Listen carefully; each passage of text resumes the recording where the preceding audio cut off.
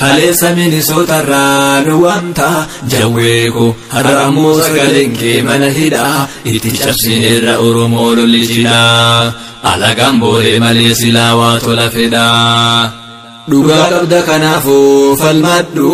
baaburri dirree qabsootii si fuudhu kun jannata kun bilisummaa si geessa gaafattuun harka kiisii naqee si saamu rabbi sodaadhu abboo na dhiisiin hin taatu kutadhu abboo wayita manaa gabbaatu itti kutii itti qabee hafuura